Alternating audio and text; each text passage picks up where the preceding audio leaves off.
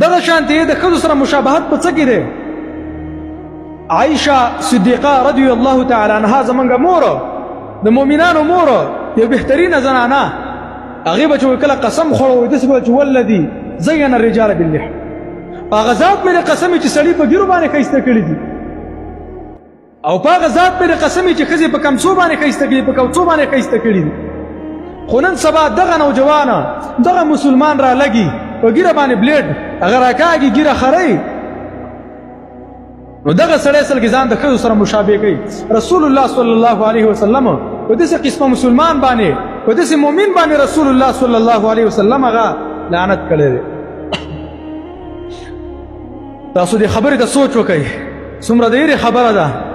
چې رسول الله صلی الله علیه وسلم په خپل یو امتي باندې هغه لعنت کوي چې د الله لعنت دی او زما لعنت دی او د ملایکو لعنت دی په داسې سړي باندې چې کوم د ښځو سره ځان مشابه کوي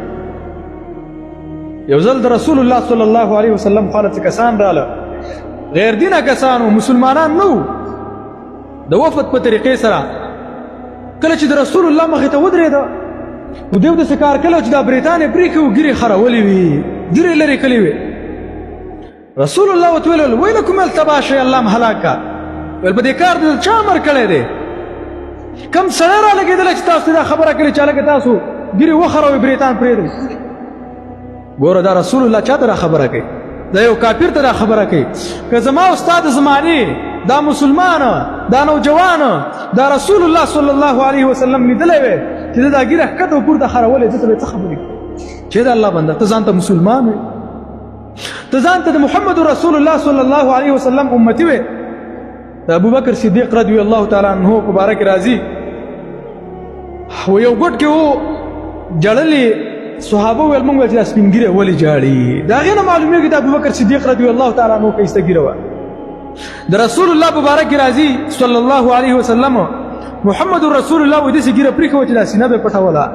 ای مسلمانه ای نوجوانه ته به د الله رسول صلی الله علیه وسلم له څه جواب ورکړې چې تا را ږیره خرولې و رسول الله وایي چې په تا خو ما لعنت کړی د لعنت څومره لویه کلمه ده نو دا قسمه خلک دا د ښځو سره مشابهت کوي په اصل کې ګوره رسول الله دې نه منع کړې ده